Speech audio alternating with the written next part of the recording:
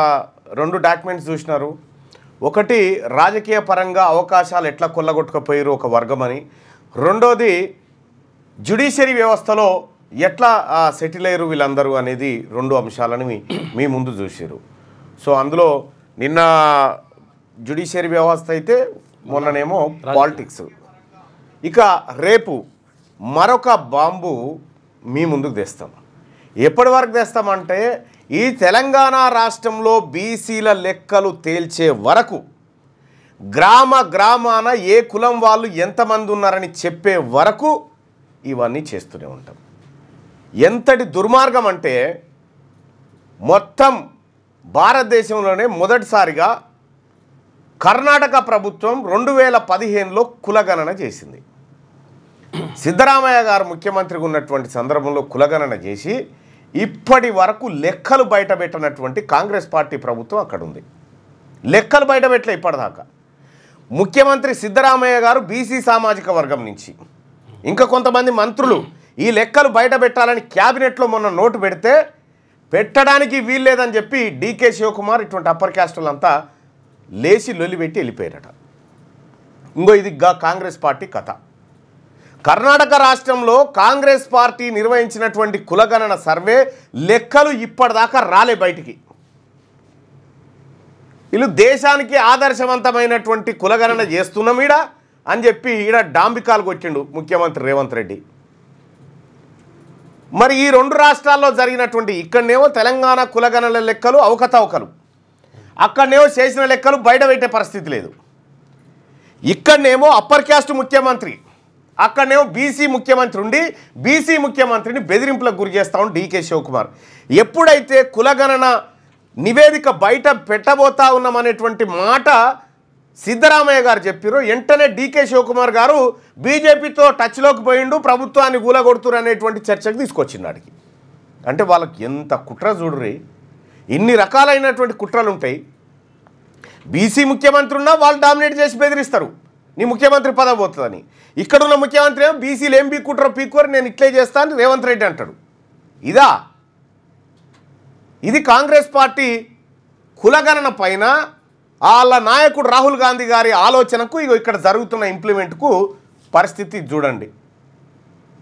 ఇంత ఘోరం ఉంటుంది ఆయనన్న.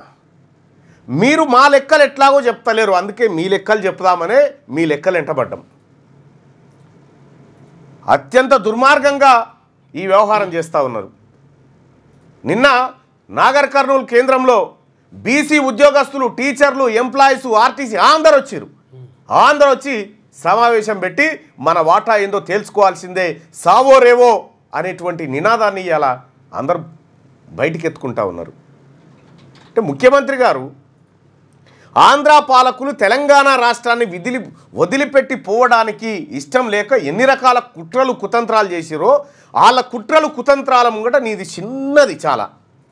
దాన్నే ఆ కుట్రలను కుతంత్రాలనే తెలంగాణ గడ్డ ఛేదించింది. నీ కుట్రలు చాలా చిన్నవి. ఏం ఆదర్శవంతమైనదో చెప్పు నాకు. ఏ గ్రామంలో ఎంతమంది కులం వాళ్ళు ఉన్నారని చెప్పినవా? క్లారిటీ లేదా? పోనీ సర్వేనన్నా పూర్తిగా చేసినవా? చేయలేదే. మరి మీకెక్కడిది ఇది? ఈ బీసీల గురించి మాట్లాడేటువంటి హక్కు, నైతిక హక్కు రేవంత్ రెడ్డి గారికి లేదు. ఈ కులగణన సర్వేలో ఫెయిల్ అయిపోయినటువంటి ముఖ్యమంత్రి రేవంత్ రెడ్డి గారు తక్షణమే రాజీనామా చేయాలి. ఈ మెజారిటీ ప్రజల ఆకాంక్షను విరుద్ధంగా వ్యవహరించినటువంటి ముఖ్యమంత్రి రేవంత్ రెడ్డి గారు తక్షణమే రాజీనామా చేస్తే మంచిది. ఇక జాలు, నీ పరిపాలన జాలు అనేటువంటి పరిస్థితికి వచ్చింది. మమ్మల్ని మెజారిటీ ప్రజలం, బిగ్ క్లాస్ వాళ్ళం, బీసీలం, ఇక్కడ బిగ్ క్లాస్ వాళ్ళం, మాకు అవకాశాలు రావద్దని నువ్వు ఇన్ని కుట్రలు చేస్తూ ఉంటే మరి నీకు అవకాశం ఎందుకు ఉండాలి ముఖ్యమంత్రిగా కూర్చోవడానికి? నువ్వు దిగిపో. కాంగ్రెస్ పార్టీకి అధినాయకత్వానికి ఏమాత్రం చిత్తశుద్ధి ఉన్నా రేవంత్ రెడ్డిని వెంటనే తీసేసి బీసీ ముఖ్యమంత్రిని పెట్టాలి. బీసీ ముఖ్యమంత్రిని పెట్టితేనే కాంగ్రెస్ పార్టీ చిత్తశుద్ధి నిరూపించుకున్నట్టు అవుతుంది. లేకపోతే కాంగ్రెస్ పార్టీకి ఇవి చివరి ఎన్నికలు అవుతాయి. చివరి ఎన్నికలు ఆల్రెడీ అయినాయి. ఏ గ్రామంలో చూసినా ఎవడు చేతుల ఓ ముద్ద పెట్టే పరిస్థితిలో లేడు. ఇప్పుడు స్థానిక సంస్థల ఎన్నికల్లో బొక్కబోర్ల పడు తప్పది. ముఖ్యమంత్రి గారి పర్ఫార్మెన్స్ 16 నెలల ఎరకైన తర్వాత కూడా కాంగ్రెస్ పార్టీ అధిష్టానం ఎందుకు కూరుకుంటా ఉంది? 2023 డిసెంబర్ 7 తారీఖు నాడు ముఖ్యమంత్రిగా ప్రమాణ స్వీకారం చేస్తే తెలంగాణ రాష్ట్రంలో అధికారంలోకి వచ్చినటువంటి కాంగ్రెస్ పార్టీ దాని తర్వాత 6 నెలలకు వచ్చిన ఎంపీ ఎన్నికల్లో బొక్కబోర్ల పడ్డది. 17 స్థానాలలో సగం స్థానాలను కూడా సాధించలేకపోయింది. దాని తర్వాత జరిగిన ఎమ్మెల్సీ ఎన్నికల్లో నేనొక్కరిని గెలిపించిన కాంగ్రెస్ పార్టీని ఆ ఎమ్మెల్సీ ఎన్నికల్లో వీళ్ళందరూ కలిసి ఓడగొట్టాలని చూస్తే ఈయనపై ప్రచారం చేస్తే ఉన్న 2 ఎమ్మెల్సీలు బీకినాయి. సో ఈయన పర్ఫార్మెన్స్ ఏందో పక్కాగా బయటికి వచ్చిన తర్వాత ఈయన ముఖ్యమంత్రికి అన్ఫిట్ అని అర్థమైన తర్వాత ఇంకా ఎందుకు విస్మరిస్తూ ఉన్నారు ఈ అంశాన్ని కాంగ్రెస్ అధిష్టానం? మా బీసీ ప్రజలకు ఇచ్చినటువంటి హక్కులను నెరవేర్చకుండా ఏమైనా నోటిఫికేషన్లు వేస్తాం, బీసీల సాగుర్రి మేము ఆడ తీర్మానం చేసి కాగితం బయట వారేసినాం అని చెప్తా అంటే చూస్తూ ఊరుకోవడానికి బీసీలు ఏమన్నా చేతులు కట్టుకొని కూర్చురా? నీ కుర్చీ గుంజేస్తాం బీసీలం. 42% రిజర్వేషన్ అమలు చేయకుండా నీవు నోటిఫికేషన్లకు పోయినా స్థానిక సంస్థల ఎన్నికలకు పోయినా గ్రామాన తరిమి కొడతారు బీసీలంతా. ఆ పరిస్థితి తెచ్చుకోకండి, ఇచ్చిన మాట నిలబెట్టుకోండి. ప్రధానమంత్రి దగ్గరికి లెటర్ రాస్తేవి ఎన్ని రోజులా లెటర్ రాసి అపాయింట్మెంట్ కావాలని ఇప్పటిదాకా పోయినావా? ఏమైంది? ఫాలోఅప్ చేసినావా? చెయ్యవు నువ్వు, ఎందుకంటే నీకు ఇష్టం లేదు కాబట్టి. ఇదంతా ఒకటే ముఠా, దొంగల ముఠా తయారైపోయింది.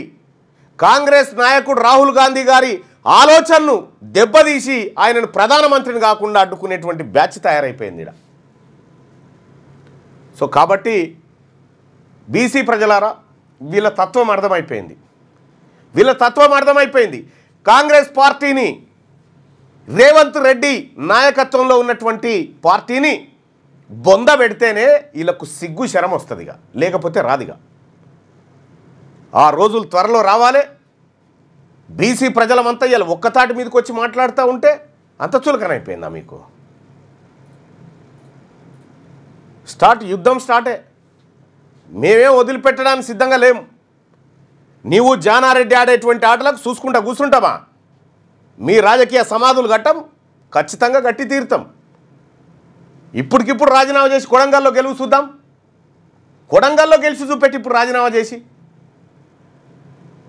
లేకపోతే ఓ పని చేయి, అది అట్లే పెట్టుకో. గ్రాడ్యుయేట్ ఎమ్మెల్సీ ఎన్నికల్లో ఇద్దరం పోటీ చేద్దాం రా. గ్రాడ్యుయేట్ ఎమ్మెల్సీ ఎన్నికల్లో నువ్వు నేను పోటీ చేద్దాం రండి. ముఖ్యమంత్రి గారు రండి, చూపిస్తాం ఏందో మా తడాకా ఏందో, బీసీల తడాకా. ఇంకా మీ ఆటలు కొనసాగుతున్నాయి అనుకుంటున్నావు, మీ ఆటలు కొనసాగాయి.